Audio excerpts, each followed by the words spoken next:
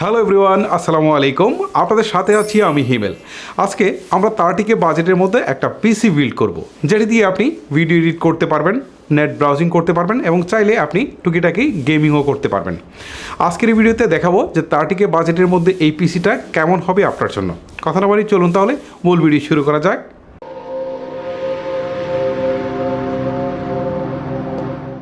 মূল ভিডিও শুরু করার পূর্বে এর প্রাইসিং নিয়ে একটু কথা বলি। যদি আপনারা এই পিসিটি কম্পিউটার ইম্পোর্টার থেকে কিনেন তাহলে আপনারা 30K এর মধ্যে কিন্তু কিনতে পারছেন। আর যদি সেম কনফিগারেশনে এই পিসিটি আপনারা বাইরে থেকে বিল্ড করতে যান তাহলে 33 থেকে 35K এর মধ্যে পড়তে পারে। কম্পিউটার ইম্পোর্টারের ওয়েবসাইট, ফোন নাম্বার এবং যাবতীয় অ্যাড্রেস আমার ডিসক্রিপশন বক্সে দেওয়া থাকবে। আর স্ক্রিনে আপনারা দেখাচ্ছি, যারা এই পিসিটি কম্পিউটার ইম্পোর্টার থেকে কিনতে চান তারা অবশ্যই এই ঠিকানাটির স্ক্রিনশট নিয়ে রাখবেন। এটি ক্লোন পিসি হলেও এর সামনের ইন্টারফেসটি অনেকটা ব্র্যান্ড পিসির মতোই লাগছিল। ফ্রন্ট পার্টটি এক কথায় জোস বলা যায়। Power button, restart button, audio input output এবং দুটি ইউএসবি পোর্ট থাকছে সামনের অংশে। বাম্পার সেটিকে গ্লাস মনে হলেও বস্তুতপক্ষে এটি ছিল প্লাস্টিক। তবে পিসি চলাকালীন সময়ে অস্থির একটা লোক পাচ্ছিলাম এ থেকে। ব্যাক পার্টে থাকছে এইচডিএমআই পোর্ট এবং 6টি ইউএসবি পোর্ট, যার মধ্যে দুটি ইউএসবি 3.2 সাপোর্টেড, যার ফলে ডাটা রিড এবং রাইট স্পিড এই দুটোতে অনেক ফাস্ট পাওয়া যাবে। এছাড়াও বিজিএ পোর্ট এবং ল্যান্ড পোর্ট সহ সকল প্রয়োজনীয় পোর্টই থাকছে ব্যাক পার্টে। এই পিসির যে জিনিসটি আমার কাছে সবচেয়ে বেশি ভালো লেগেছে তা হচ্ছে এই পিসিটি খুবই হালকা এবং সাইজও খুব ছোটো, যার ফলে অল্প জায়গার মধ্যে রাখতে পারেন এবং খুব সহজে কিন্তু যে কোনো জায়গায় ক্যারিও করতে পারেন। একটি কম্পিউটারের মস্তিষ্ক বা ব্রেন বলা যায় এর প্রসেসরকে। আর এই বিল্ডে প্রসেসর হিসেবে ব্যবহার করা হয়েছে ইন্টেলের কোর i3, যেটি 10th জেনারেশনের একটি প্রসেসর। এই প্রসেসরটির মার্কেট প্রাইস হচ্ছে 11,500 টাকা, যা এই বিল্ডে ধরা হয়েছে 10,500 টাকা। এতে 4টি কোর এবং 8টি থ্রেডস থাকছে। আর এ থেকে সর্বোচ্চ ক্লক স্পিড পাওয়া যাবে 4.3 GHz। লোয়ার বাজেটে পিসি বিল্ডের ক্ষেত্রে এই প্রসেসর ওয়ার্ল্ডের সবচেয়ে বেশি পপুলার বলা যায়। মাদারবোর্ড হিসেবে এতে ব্যবহার করা হয়েছে গিগাবাইটের H410MH। এটির রেগুলার প্রাইস হচ্ছে 8,500 টাকা, আর এই বিল্ডে এর প্রাইস নির্ধারণ করা হয়েছে 7,800 টাকা। আপনারা অনেকেই হয়তো বা জানেন যে ইন্টেলের প্রসেসরের সাথে গিগাবাইটের মাদারবোর্ড বেশ ভালো পারফরমেন্স করে থাকে, আর এটি এই পিসির সাথে কতটা বেটার পারফরমেন্স করতে পারছে সেটা কিন্তু আমরা পারফরমেন্স সেকশনেই দেখব।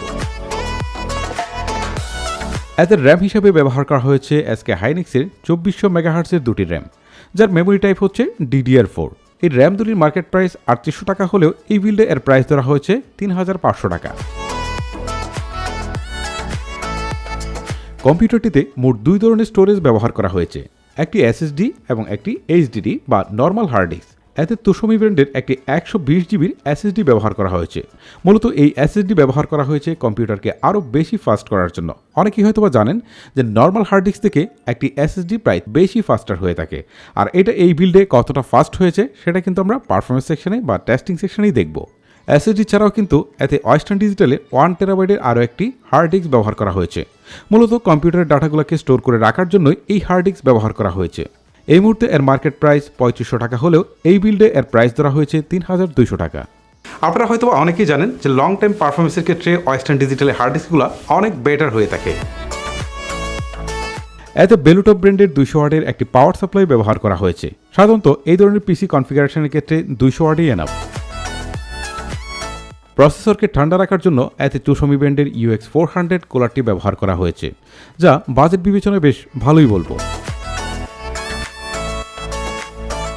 একটি কম্পিউটারের কনফিগারেশন যতই বেটার হোক, মূলত এর রিয়েল টাইম পারফরমেন্স কেমন সেটি সবচেয়ে বড় ম্যাটার। আজকের ভিডিওতে টেস্ট করে দেখব মূলত এর রিয়েল লাইফ পারফরমেন্স কেমন। ওকে, চলুন এবার আমরা দেখি আমাদের পিসিটা আসলে কতটুকু ফাস্ট হয়েছে, মানে কত সেকেন্ডে আমাদের পিসিটা অন হচ্ছে। এই যে আমি পিসিটাকে অন করে দিলাম, এখন দেখি আসলে কত সেকেন্ড লাগে। এই যে দেখতে পাচ্ছেন অলরেডি কিন্তু আমার মাদারবোর্ডের লোগোটা চলে আসছে। এই যে দেখতে পাচ্ছেন অলরেডি কিন্তু অন হয়ে গেছে। সব মিলিয়ে আমাদের পিসিটা অন হতে সময় লেগেছে অনলি 10 সেকেন্ড। সো বুঝতে পারছেন যে আমাদের পিসিটা কতখানি ফাস্ট হয়েছে। বাই দ্য ওয়ে, এবার কিন্তু আমি এটা দিয়ে আমার যে লাস্ট এডিটিংটা ছিল সেটা কিন্তু আমি করেছি। সো এখান থেকে ভালো মানের একটা এডিটিং করতে পেরেছি ফিল্মোরা X দিয়ে, এবং এক্সপোর্ট টাইমটাও কিন্তু খুবই কম লেগেছে। এছাড়াও কিন্তু আমি অ্যাডোবি ফটোশপের লাস্ট যে ভার্সন রয়েছে সেগুলোও ইউজ করেছি। তামিল সহ আমি বেশ কিছু কাজ করেছি দিয়ে।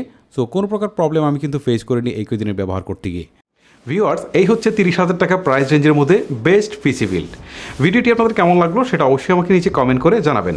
আজকের মতো আমি হিমেল এখানে বিদায় নিচ্ছি। দেখা হচ্ছে নেক্সট কোনো ভিডিওতে। আল্লাহ হাফেজ।